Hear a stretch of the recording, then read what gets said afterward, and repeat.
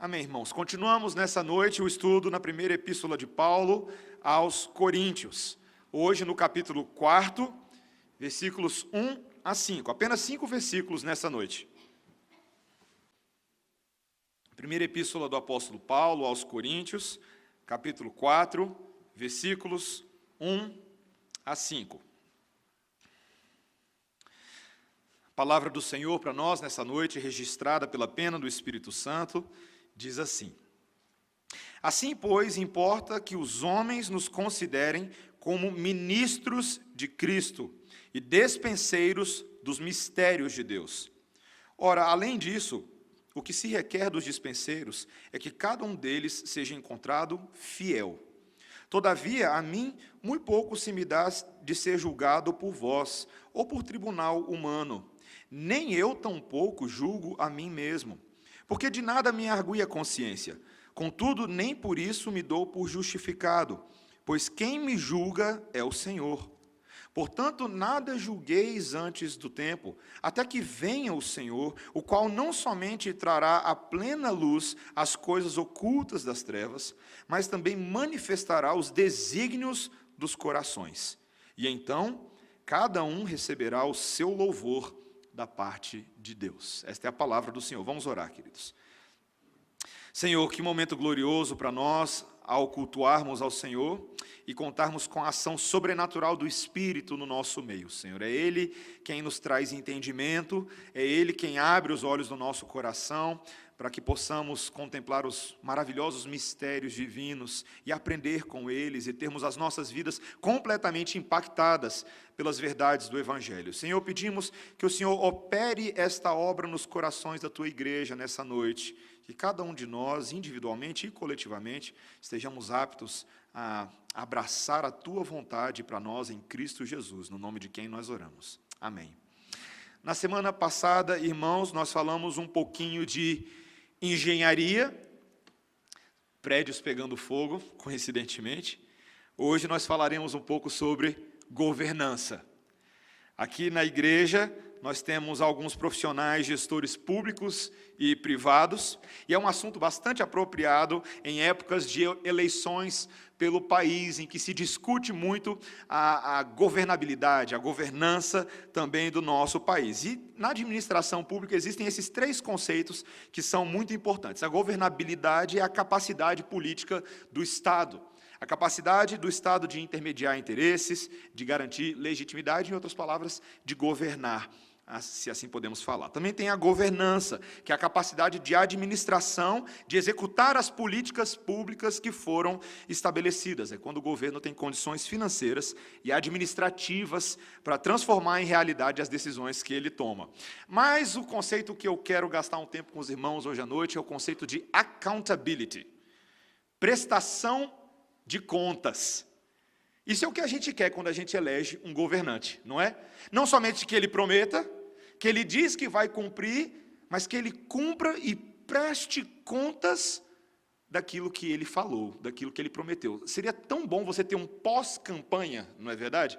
Agora você vai ter um momento eleitoral na televisão pós-campanha, em que todos eles vão trazer uma prestação de contas da administração para a sociedade, uma política transparente, verdadeiramente transparente, mas que também mostra a responsabilidade dos executores. E o povo, quando elege, é isso que o povo está atrás. Mas a pergunta que eu gostaria de trazer como tese para nós, investigação para nós nessa noite, é se nós que cobramos prestação de contas do governo, às vezes não somos hipócritas.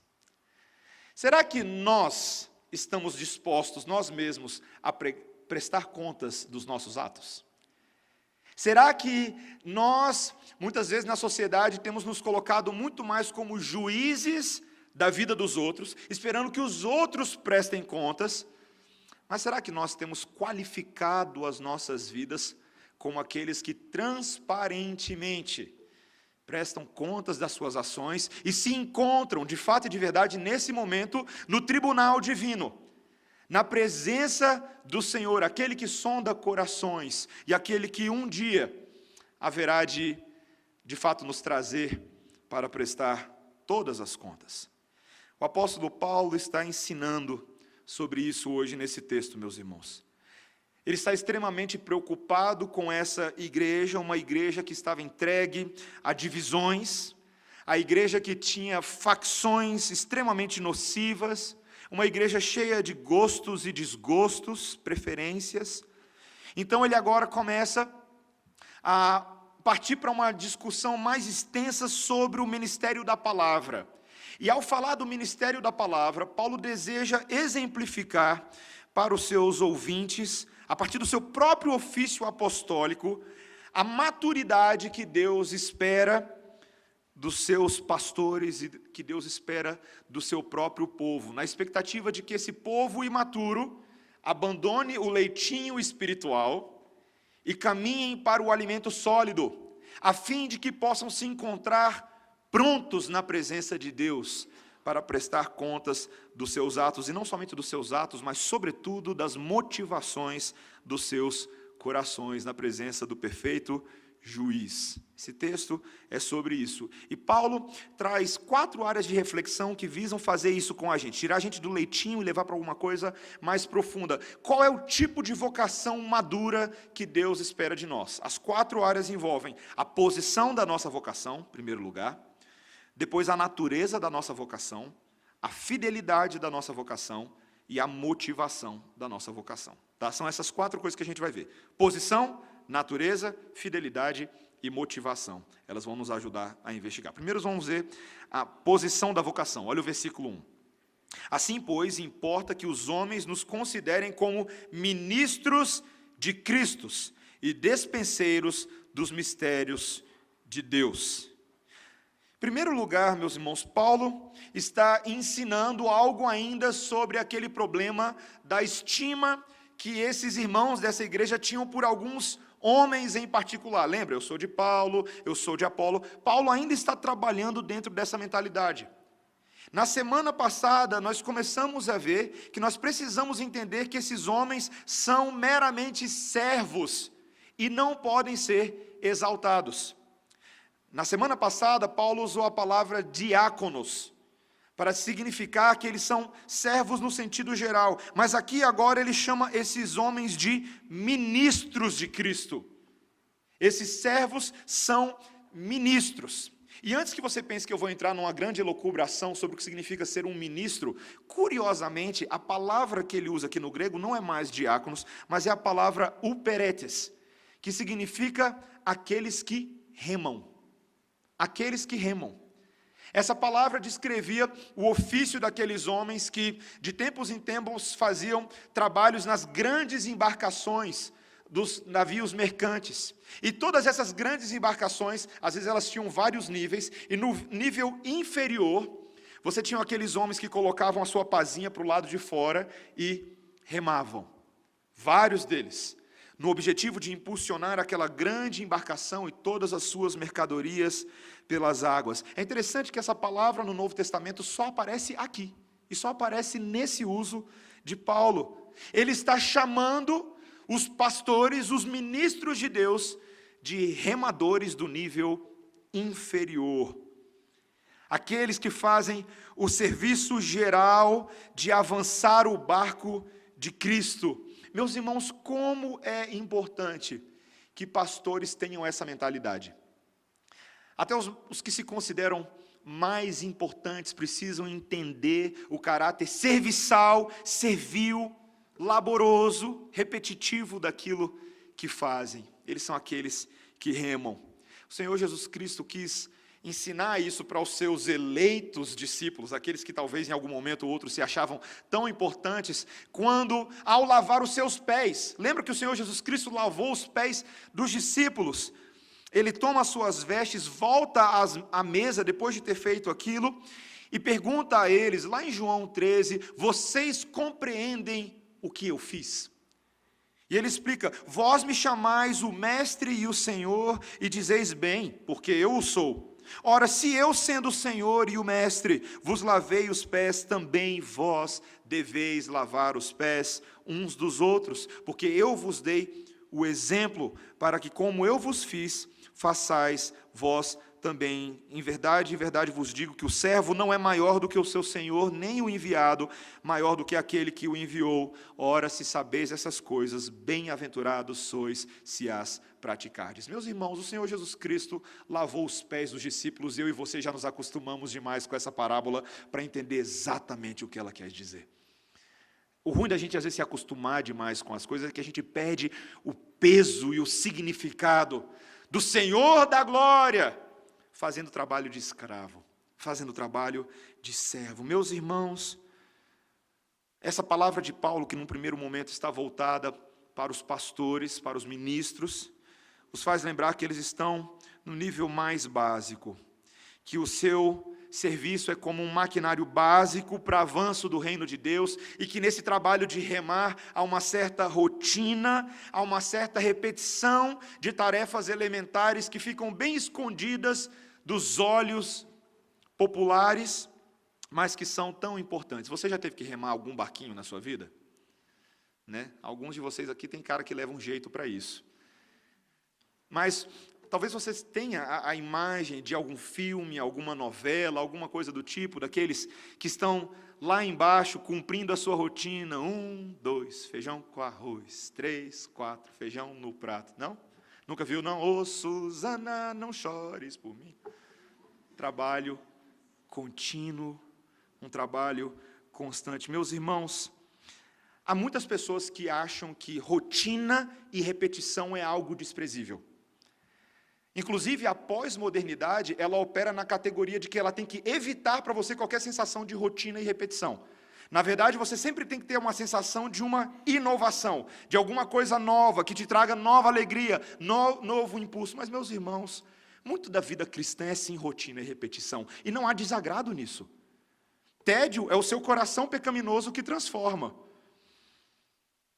Mas a palavra do Senhor nos mostra que o trabalho de um pastor é um trabalho de trabalhos básicos, de cuidado contínuo do coração daqueles que ele cuida.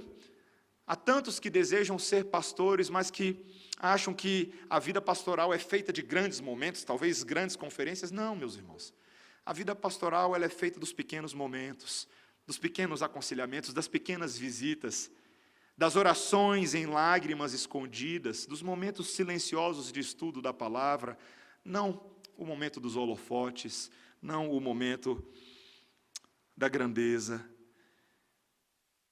Esse texto também acaba nos mostrando, meus irmãos, que essas vocações menores, esses remadores, também são vocações de Deus para a vida da igreja. Não apenas para os pastores pequenos, mas para todas as vocações pequenas que existem. E isso é importante nós falarmos, porque durante séculos houve uma certa mentalidade eclesiástica promovida pela Igreja Católica Romana, e ainda hoje existe, de que na verdade a igreja é dividida em duas categorias de pessoas. Aquilo que, por um lado, nós chamamos de igreja docente, ou eles chamam de igreja docente, que é a hierarquia sacerdotal e as ordens superiores dos bispos, os arcebispos, os cardeais, o papa. Então você tem por um lado a igreja docente e por outro lado você tem a igreja discente, que é o corpo comum dos cristãos, que também é igreja, mas não é igreja na sua plenitude. Não é uma igreja que usufrui de todos os atributos gloriosos da igreja docente, o de ter santidade plena, o de ter catolicidade plena, o de ter apostolicidade plena. A Igreja Católica, durante muito tempo, estabeleceu essa divisão vocacional entre o povo. Mas, meus irmãos, esse texto de hoje nos lembra de um princípio maravilhoso, de que o nosso Deus tem um só povo. E a este um só povo, ele atribui vocações que são igualmente dignas, não por causa da natureza intrínseca da vocação, mas por causa do Deus que chama pessoas. Você sabia que o trabalho que você faz, independente do que quer que seja que você faz, neste exato momento, é um trabalho glorioso? Porque foi Deus que te deu. E se foi Deus que te deu, você tem que reduzir um pouco a quantidade de reclamação que você faz no seu trabalho. A gente reclama muito, meus irmãos, a gente reclama demais, nunca está bom, o salário nunca está bom, as condições de horário nunca estão boas, o chefe nunca está bom, os colegas nunca estão bom, o trabalho em si nunca é bom, mas, meus irmãos, quando nós temos essa linguinha reclamadora, dos israelitas no deserto, nós estamos nos esquecendo dos remadores que agradam a Deus. Daqueles que provavelmente não fizeram um vestibular para remar, e mesmo assim Deus os colocou lá, para que com seus trabalhos avancem o barco de Cristo pelo mundo. Todo serviço feito em nome do Senhor é glorioso. Eu e você precisamos nos lembrar disso. Isso vai trazer um pouco mais de esperança e alegria para o seu coração, porque você não está fazendo para você está fazendo para Deus. E isso é muito bom. Meus irmãos, a primeira coisa é nós entendermos maduramente a posição da nossa vocação, ainda que pequena aos olhos dos homens, sempre grande aos olhos de Deus, porque é o próprio Deus que nos confere. Mas veja que também Paulo passa a falar agora da natureza da vocação, em segundo lugar. Veja que ainda no versículo 1, olha o que ele diz. Importa que os homens nos considerem como, e aí lá na frente, despenseiros dos mistérios de Deus. A segunda característica que estes ministros têm é não somente que eles são operetes, mas eles também são oikonomos, despenseiros dos mistérios de Deus, ou mordomo. Essa palavra também foi cunhada num contexto quando havia um rico proprietário de terra que precisava ali fazer a gestão das suas propriedades, a gestão dos seus escravos, e muitas vezes quando ele tinha que fazer essas coisas, para que ele mesmo não se tornasse um escravo do trabalho dele, ele confiava esse serviço a uma segunda pessoa. Uma segunda pessoa que teria uma responsabilidade de superintendência, esse representante do proprietário perante os outros escravos, perante os outros servos. Era uma posição de grande responsabilidade, porque por um lado ele tinha que supervisionar tudo, mas esse mesmo que era o superintendente, ele também era escravo. Ele também prestava contas ao seu senhor.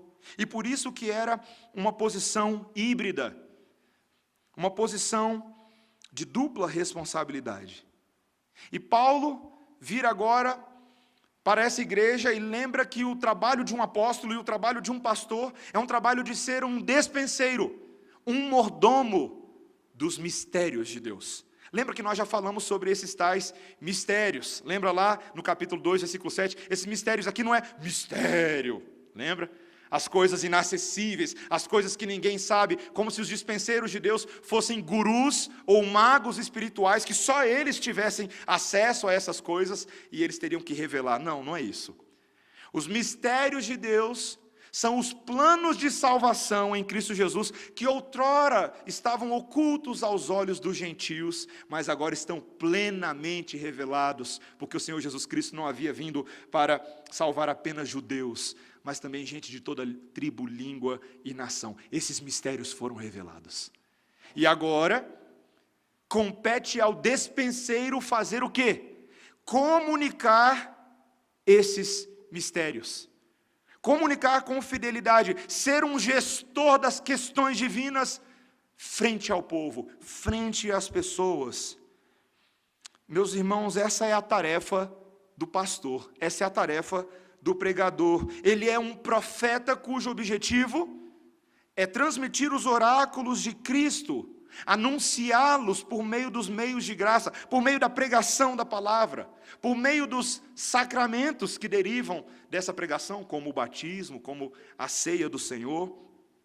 E para tal tarefa, ele é um superintendente de Deus. Paulo está tentando ensinar algumas coisas para os coríntios aqui, meus irmãos. Uma delas é que tem uma repreensão embutida no meio disso tudo. Esses coríntios, eles se seduziam por outros mistérios. Nesse negócio de selecionar para si homens importantes, mestres importantes, muitos deles se enveredaram por fábulas, por mitos judaicos, por mistérios que de fato eram coisas tortas, assuntos heréticos. Paulo está chamando a atenção deles mais uma vez para os mistérios de Deus, não de outros deuses, não de outros ídolos. Mas, meus irmãos, o que Paulo também está dizendo é que pastores devem restringir-se estritamente à revelação de Deus. A natureza desses mordomos é fazer aquilo que Deus lhes confia. Não compete a eles decidir o que eles acham que é interessante para a igreja. Eles não têm direito de fazer isso com a propriedade de Deus, eles devem comunicar com fidelidade, porque afinal de contas eles são apenas administradores.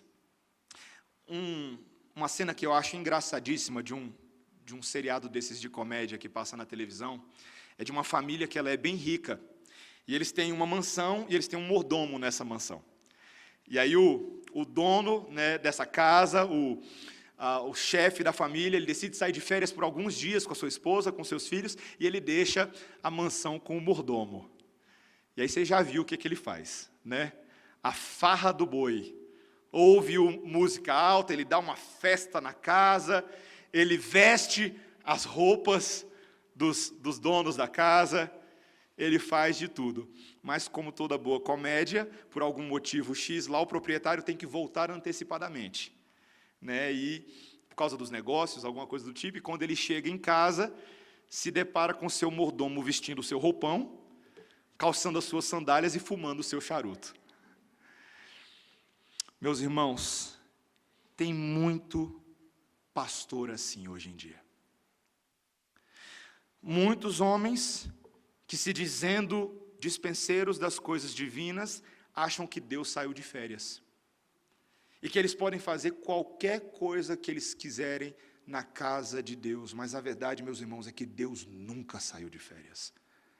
Talvez eu e você, quando olhamos para o cenário evangélico do nosso país e fora do nosso país, algumas atrocidades e escândalos que são cometidos, podemos ter a impressão de que Deus saiu de férias.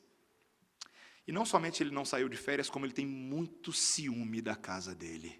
Você lembra o que o Senhor Jesus Cristo fez por muito menos, quando entrou de chicote, derrubando uma série de coisas? Meus irmãos, Deus atenta para como o serviço é realizado. Temos alguns jovens aqui na igreja que almejam ser pastores.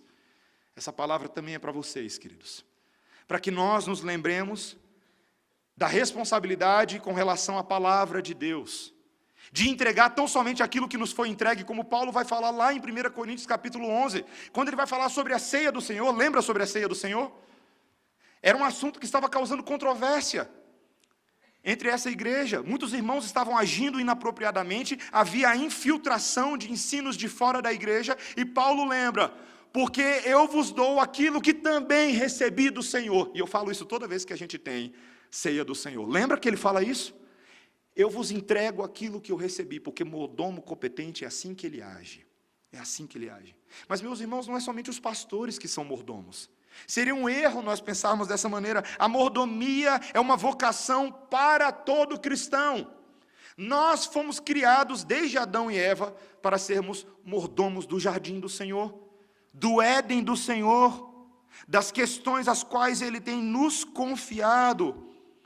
Quando o apóstolo Pedro está instruindo os seus ouvintes da igreja de Roma, no capítulo 4 da primeira epístola, e ele está falando sobre a necessidade de eles demonstrarem amor uns pelos outros por meio da hospitalidade. A hospitalidade era uma das principais maneiras de demonstrar esse amor intenso e fraterno uns por outros. O que ele fala lá no versículo 10 do capítulo 4 de 1 Pedro? Servir uns aos outros, cada um conforme o dom que recebeu, como bons despenseiros.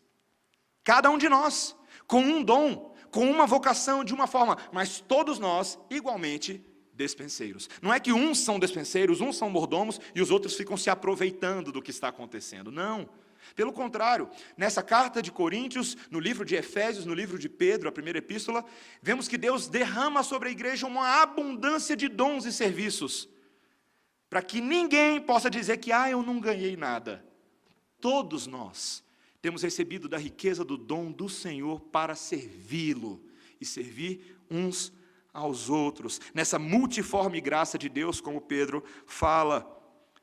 Para isso, meus irmãos, nós precisamos lembrar neste exato momento que os recursos que eu e você temos não são nossos, que são do Senhor. E se são do Senhor, ai de você se você não usá-los bem.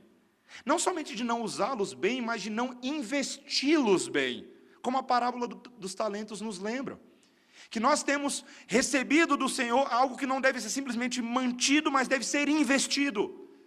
Há um sentido de ganho, há um sentido de aumento, há um sentido de aperfeiçoamento, há um sentido de benefício.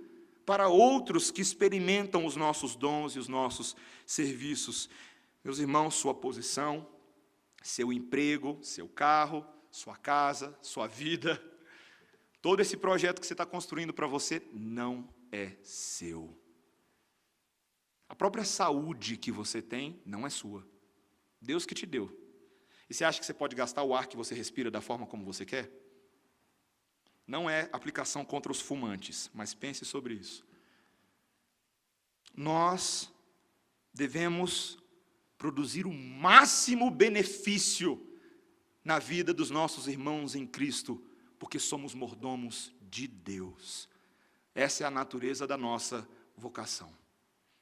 A posição baixa, porém digna, a natureza da nossa mordomia, mas também a fidelidade dessas coisas. Olha o versículo 2. Esse é o terceiro ponto. Ora, além disso, o que se requer dos dispenseiros é que cada um deles seja encontrado fiel. Fiel.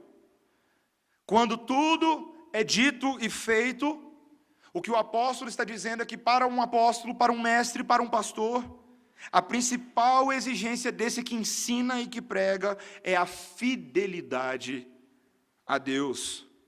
E, meus irmãos, fidelidade é um desses conceitos nos nossos dias que tem perdido a sua força, não é verdade?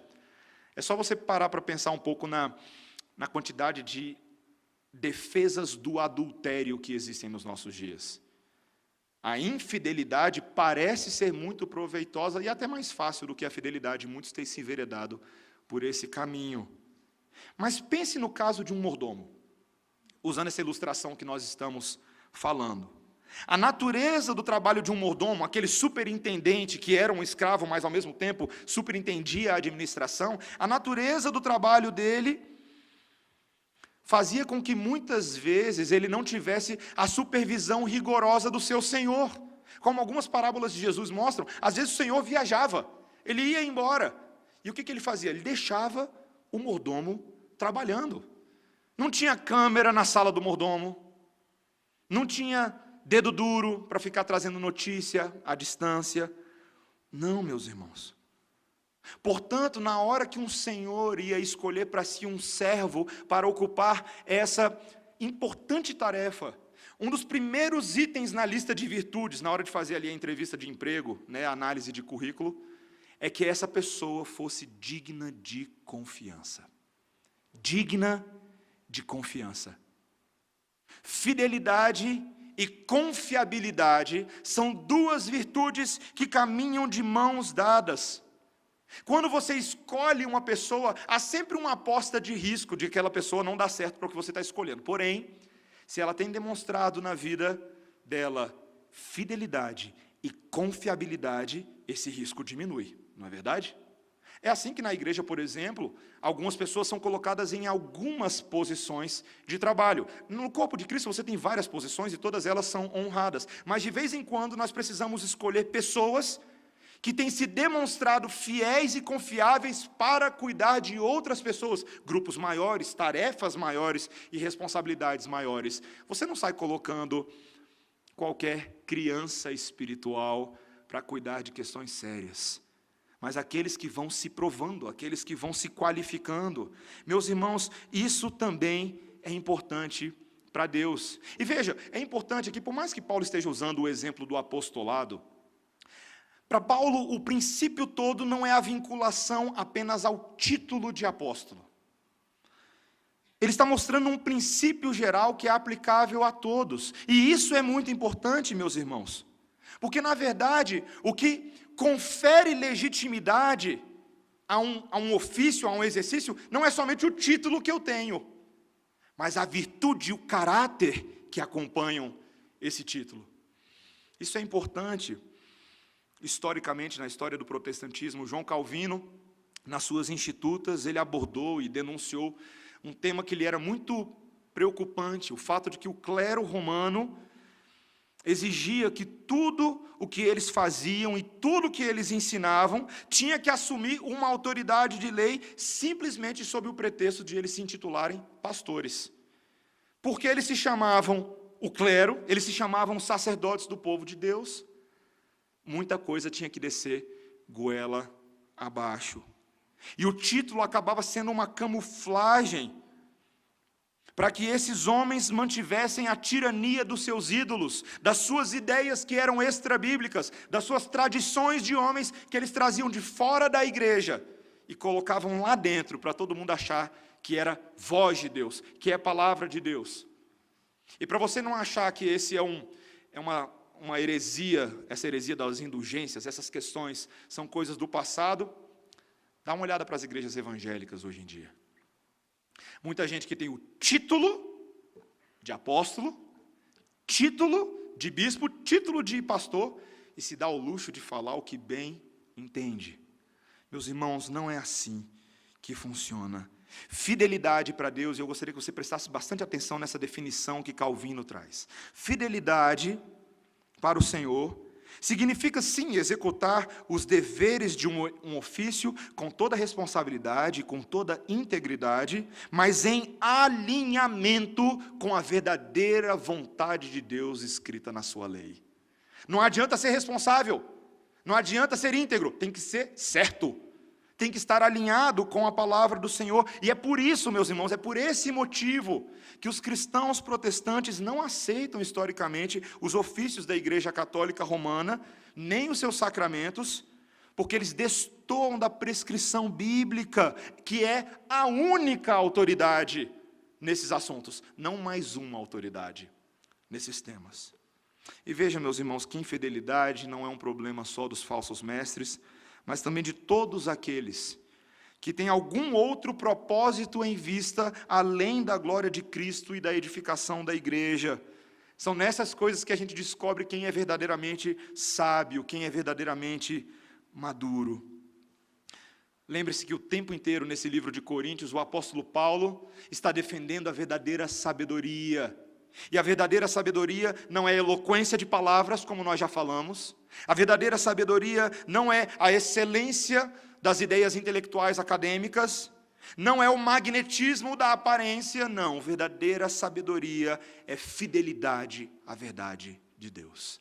Isso é verdadeira sabedoria. Quando eu era um jovem adulto, hoje eu me considero um pouco mais velho adulto, mas quando eu era um pouco mais jovem adulto, ali pelos meus 19, 20 anos, eu já tinha alguns tipos de padrinhos, amigos de família, amigos dos meus pais, que vieram a se tornar meus padrinhos de casamento depois, como o presbítero Cláudio, o presbítero Flávio, a quem eu confiava meu coração muitas vezes. Conversas longas. Certa feita, o presbítero Flávio, lá da Semear, me convidou para ser o preletor de um acampamento de juvenis. Eles iam ter eu lembro até hoje o tema, estamos em obras, estamos em construção. E aí eu selecionei o livro de Jonas para pregar, eu lembro disso. E ao término de uma das noites de atividades, eu sentei com o presbítero Flávio, e eu abri o meu coração com ele e falei do meu desejo de ser pastor, de forma aberta, de forma plena. E eu perguntei para ele que habilidades ele achava que eu deveria me esmerar e me desenvolver. Que coisas eu deveria começar a fazer para virar um pastor? E eu lembro da resposta dele, meus irmãos, como se fosse hoje. Ele disse algo parecido com isso. O coração de um pastor arde com um único desejo. Um único desejo. Conhecer a palavra e fazê-la conhecida. Um único desejo. Ele prega a palavra, ele ministra a palavra, ele ora a palavra, ele canta a palavra, ele aconselha e visita com a palavra, ele consola e enxuga as lágrimas com as páginas da palavra do santo livro de Deus, porque todas as suas ações revolvem em torno da palavra. Aquilo ficou no meu coração, meus irmãos. E eu quero crer que isso não é somente para pastores, mas para todo e qualquer crente nesse mundo. Fidelidade é ter a palavra no eixo central do nosso coração e fazer com que todas as atividades, todas as decisões de vida revolvam em torno dela, e isso nos tornará fiéis, isso nos tornará agradáveis ao Senhor. Meus irmãos, é uma posição baixa, porém digna, é uma mordomia que deve ser fiel, mas em último lugar, tudo tem a ver com a motivação da nossa vocação. Esse é o nosso quarto e último ponto. Veja o que Paulo diz nos últimos versículos. Versículo 3. Todavia, a mim muito pouco se me dá de ser julgado por vós ou por tribunal humano. Nem eu tampouco julgo a mim mesmo, porque de nada me argui a consciência. Contudo, nem por isso me dou por justificado, pois quem me julga é o Senhor. Paulo, de repente, parece que ele mudou de humor. Não sei se você percebeu isso no meio do texto. Ele declara, de repente, que ele pouco se importava com a avaliação dos coríntios, que os coríntios faziam dele. Não é estranho isso? Ele que, até esse momento, em várias cartas, se mostra tão atencioso, tão compassivo, tão gentil com seus ouvintes, de repente ele parece dizer, olha, eu nem sei por que eu estou falando desses assuntos com vocês, porque não importa a opinião de vocês mesmos. Não é estranho que ele mude isso, mas por que Paulo passa a falar dessa forma com esses irmãos? Em primeiro lugar, meus irmãos, porque ele está lembrando essa igreja que quando o assunto era pregação do Evangelho, o apóstolo Paulo deveria responder diretamente ao Senhor Jesus, que o convocou e ele mesmo seria o juiz dos atos e do ministério de Paulo. Você lembra que apóstolo não era chamado todo dia e não surgia todo dia. Eram 12 seletos a dedo, escolhidos pessoalmente pelo Senhor Jesus Cristo. É um lembrete importante da autoridade apostólica que Paulo está fazendo aqui. Por outro lado, meus irmãos, ele não está defendendo que um pastor não deva se submeter a uma igreja na avaliação do seu ministério. Pelo contrário, em vários outros trechos das cartas apostólicas, fica bem claro que os pares de um pastor, o concílio no qual um pastor se encontra, são instâncias reguladoras, são tribunais disciplinares para avaliar a conduta de um pastor. E o nosso sistema presbiteriano ele se baseia bastante nessa ideia, de que um pastor não está ao léu, falando o que ele quer, agindo como ele quer. Não, pelo contrário, ele presta contas sim aos seus irmãos, ao presbitério, ao sínodo, ao conselho da igreja local. O que Paulo está tentando dizer para nós, prioritariamente, meus irmãos, é que nesse caso aqui, o julgamento desses homens, desses coríntios, não tem peso algum no juízo que o Senhor faz dele. Lembra um pouquinho quem é essa igreja de Corinto? Ela não era uma igreja lá muito saudável, meus irmãos. Era uma igreja na qual havia muitas divisões, havia um orgulho competitivo, havia bastante imaturidade. Na verdade, as opiniões desses irmãos se assemelhavam mais à briga de torcida do que conselho sábio. Um virava do canto de lá e falava, uma vez Apolo, sempre Apolo. Aí o outro falava, tererê, sou de Paulo até morrer. Era desse jeito. Não tinha sabedoria, meus irmãos, não tinha sabedoria. Você já imaginou? O que estava acontecendo é que esses irmãos, eles arrastavam os mestres para dentro dos seus joguinhos de preferência. Você já imaginou se Paulo começasse agora a pautar o seu ministério pela opinião dos seus seguidores? Pela opinião dessa igreja, por causa desse joguinho? Se Paulo acordasse num belo dia de manhã, abrisse o Twitter e falasse, bom dia, discípulos, vou tomar o meu café da manhã e fazer a minha devocional. Que livro vocês acham que eu tenho que ler? Deuteronômio ou Abacuque? Já imaginou se Paulo fizesse isso? Não, meus irmãos, não. Esses juízos distorcidos dos coríntios não tinham qualquer peso ou influência na conduta e no ministério do apóstolo Paulo. Mas ele foi além disso. Ele não parou nisso. Veja o que ele diz no versículo 3, na segunda parte. Nem eu tampouco julgo a mim mesmo, porque de nada me argui a consciência, contudo, nem por isso me dou por justificado, pois quem me julga é o Senhor. Ele chega ao ponto de afirmar que nem o juízo próprio dele importava de alguma coisa. A opinião das pessoas não tinha valor nenhum, nem a opinião mesmo dele. Interessante. Esse apóstolo Paulo que, ao investigar a sua consciência, ao avaliar a fidelidade do seu ministério apostólico, ele não percebe nada de mais grave, nada que traga malefício à imagem do povo de Deus, à imagem do Evangelho. Mesmo assim, ele diz que nem essas coisas o justificam. Meus irmãos, Paulo não está falando que ele não fazia uma autocrítica, que ele dolorosamente não reconhecia suas limitações, suas deficiências. Nós sabemos muito bem que Paulo não tinha problema de falar dessas coisas. O que ele está tentando nos mostrar aqui nesse momento, meus irmãos, é que muitas vezes uma pessoa acha que ela sabe qual é o seu status espiritual diante de Deus, mas ela não sabe muito bem.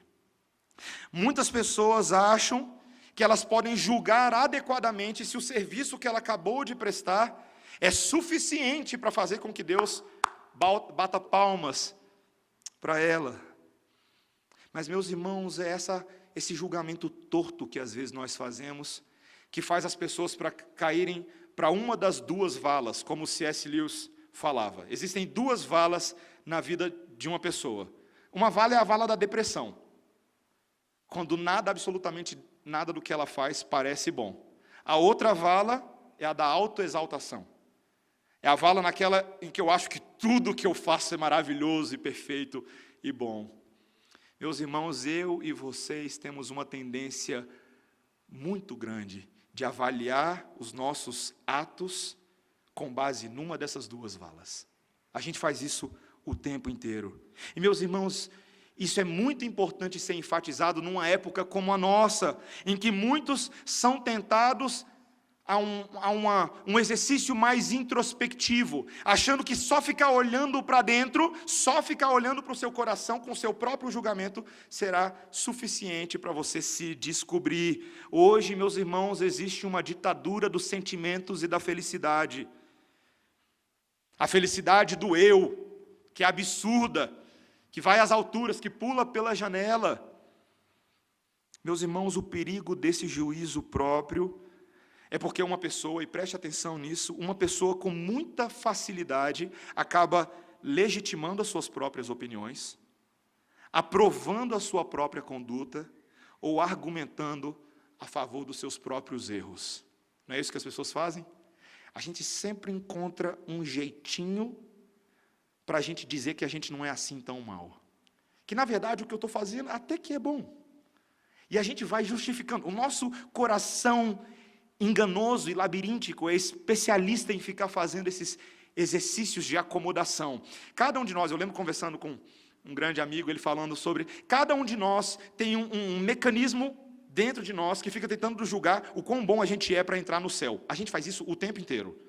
Você pode professar com os seus lábios que você crê na justificação pela fé em Cristo Jesus, e eu quero crer que você crê sim, mas ainda assim o nosso coração pecaminoso, velho homem, adora fazer esse joguinho, né?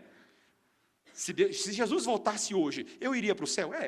Ontem eu até que tratei bem a minha esposa, lavei a louça, né? Melissa sujou várias fraldas, eu troquei mais da metade delas. A gente faz isso, meus irmãos, o tempo inteiro. Eu dei carona para uma pessoa que me pediu, eu saí de casa, como eu sou bom! Eu estava em casa, gente, eu não estava passando na rua, eu saí de casa e fui buscar o indivíduo e levar ao aeroporto. Alguém me dá uma Aurelo e asas, por favor? Que ser elevado que eu sou. Meus irmãos, nós não temos plena condição de fazer essa avaliação. Quem faz essa avaliação é Deus. Quem faz essa avaliação é Deus. O apóstolo Paulo, ainda que ele se sentisse inocentado, ele sabia muito bem que uma consciência não acusadora não indica necessariamente a isenção de culpa. E, queridos, quando nós pensamos nisso, quando nós pensamos que até mesmo quando julgamos que estamos fazendo alguma coisa boa, essas nossas ações ainda podem estar enroscadas em pecado e más motivações, meus irmãos, é justamente este entendimento que nos leva à dependência completa de Deus. O pastor John Piper, num sermão que eu ouvi dele, ele fala que não basta você saber do assunto da justificação pela fé, ainda que essa doutrina seja central à nossa salvação, não basta você saber que um dia você foi justificado por Cristo Jesus e de que agora você pode viver a sua vida como você quiser. Não, meus irmãos, sim, você foi justificado, mas você é constantemente dependente do Senhor Jesus todos os dias. Porque a única pessoa que tem condições de sondar as suas motivações e ajustá-las perfeitamente todos os dias é o Senhor Jesus. É o Senhor Jesus. Isso nos leva a uma dependência, meus irmãos, porque o ponto todo é uma questão de motivação. Olha o último versículo, versículo 5. Portanto, nada julgueis antes do tempo, até que venha o Senhor, o qual não somente trará à plena luz as coisas ocultas das trevas, mas também manifestará os desígnios dos corações. E então cada um receberá o seu louvor da parte de Deus. Muitas vezes esses coríntios estavam tentando antecipar o juízo de Deus e eles mesmos proferirem uma declaração sobre quão boas ou quão más eram as obras dos homens. Mas Paulo fala, não adianta, vocês têm que aguardar. E enquanto nós aguardamos, devemos levar a nossa consciência e a nossa motivação constantemente ao escrutínio do Espírito Santo. Eu e você não sabemos quando o Senhor Jesus Cristo vai voltar, você sabe? Eu não sei, mas o que a gente faz até lá? Nós vivemos como aqueles que atentam para como vivem todos os dias. Nós buscamos alinhar as nossas vidas ao Senhor todos os dias. Não que a nossa salvação esteja dependendo disso. Nós falamos na semana passada que o fundamento é Cristo, e mesmo quando uma pessoa constrói com feno, palha e madeira, ainda assim, ele pode ser salvo como que escapando pelo fogo. Lembra do prédio em chamas? O fundamento é Cristo, é Ele quem salva, não são as suas obras. Mas ainda assim, meus irmãos, compete a nós purificarmos a nossa consciência todos os dias. As nossas motivações. Você pode ser o mais fiel dos mordomos, fazer tudo bonitinho, tudo cheirosinho, tudo nas gavetinhas certas, mas se o seu coração e a sua motivação não estiverem em Cristo, você não é melhor do que um fariseu ou um escriba, cujos corações eram sepulcros caiados e fediam. Arrisco dizer, meus irmãos, que as nossas obras externas são sim boas e são necessárias, mas mais necessário, e o que o Senhor Jesus Cristo quer desesperadamente de nós nessa noite, é o meu e o seu coração. A nossa motivação. Para o que nós fazemos aquilo que nós fazemos. Paulo não se julgava por nenhum homem e por nenhuma opinião, porque o seu coração estava cativo tão somente a Cristo. E era a Cristo que ele haveria de prestar contas um dia. Eu e você pautamos muito a nossa vida na opinião das pessoas, não é mesmo? A gente faz isso bastante. Mas não é interessante que o próprio Senhor Jesus Cristo, no texto que nós lemos hoje, na leitura alternada, ele disse que a opinião dos homens não importava para ele. Quem deu testemunho dele não foi ele mesmo, foi João Batista que falou a respeito dele. E, sobretudo, o testemunho que Jesus tinha entre os homens é o testemunho que importa para o Pai. É o Pai que nos conhece. É Ele quem sabe de nós. Meus irmãos, nossa consciência deve ser cativa a Cristo. E isso é o cerne da nossa integridade, da nossa fidelidade. Nós temos que levar isso às últimas consequências, meus irmãos. Porque se você, e eu estou fechando o sermão com isso, se você prestar bastante atenção, o que qualifica a nossa vida nesse mundo não é o que você faz para agradar as pessoas, mas o que você faz para Deus até quando desagrada as pessoas. Se você vive com base apenas na opinião dos homens, você deixa de fazer uma série de coisas que as pessoas gostariam, que Deus gostaria que você fizesse. Mas a lógica também é inversa. Se você tem a sua consciência cativa ao Senhor e vive para a glória dEle, muitas vezes você vai fazer uma série de coisas que vai desagradar o mundo, mas que são necessárias, são importantes. Martinho Lutero sofreu uma enorme provação na dieta de Worms. O clero, naqueles dias, estava pressionando diante do imperador, diante dos príncipes, diante dos senhores feudais, para que ele renegasse e retratasse os seus escritos. Tudo aquilo que ele tinha escrito, todos os ataques ao pecado da Igreja Católica, que era muito rica, que era muito abastada, e Lutero teve coragem de comparar a vida daquela igreja com Romanos, com Efésios, com Gálatas, e dizer: não é assim que se vive. O clero pressionou, ameaçou, mas como foi que Lutero respondeu naquele momento crucial da sua vida, após uma noite de oração e jejum? Ele vira para aqueles homens corajosamente e diz: a menos que vocês provem para mim, pela Escritura e pela razão, que eu estou enganado, eu não posso e não me retratarei. Minha consciência é cativa à palavra de Deus. Ir contra a minha consciência não é correto e nem é seguro. Aqui permaneço eu. Não há mais nada que eu possa fazer, que Deus me ajude. Amém. Ele diz um amém na frente desses homens. Ele ora a Deus na frente desses homens. Não me retratarei, porque minha consciência está cativa ao Senhor. Você tem vivido a sua vida assim? Será que eu e você podemos nos comparar com o nosso irmão Lutero e falar assim: temos tomado decisões de sermos fiéis mordomos ao Senhor, porque nossa consciência está cativa a Deus? Prestação de contas, meus irmãos, que é exigida somente do governo, mas não é feita por nós, é hipocrisia. Hipocrisia. Que nós possamos, eu e você, eleger governantes sobre nós que reflitam o nosso caráter. Não que sejam algo que eu e você não estamos perseguindo. Você quer um Brasil diferente, você quer um Brasil de caráter, seja um homem de caráter. Seja uma mulher de caráter. Você quer ter a sua consciência tranquila na hora de votar? Tenha uma consciência limpa diante do Senhor, purificada. Exija dos outros o tipo de mordomia que você mesmo está disposto a prestar diante do Senhor. E que Ele nos ajude a cumprir isso, amém, irmãos? Que nós abracemos essa vocação, porque ela é inevitável. Nós fomos salvos para isso. E é um doce fardo que nós carregamos com o auxílio do nosso Senhor Jesus Cristo. Amém? Vamos orar, irmãos. Senhor Deus, nós te louvamos pela Tua palavra.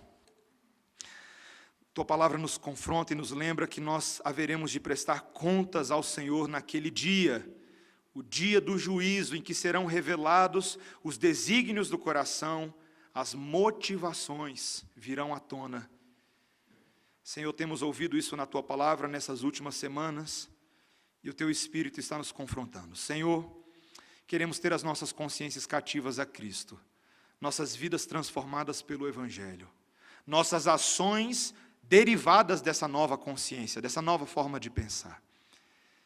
Senhor, sabemos até mesmo que não somos tão aptos assim para julgar todas as coisas do nosso coração, mas quem nos julga é o Senhor.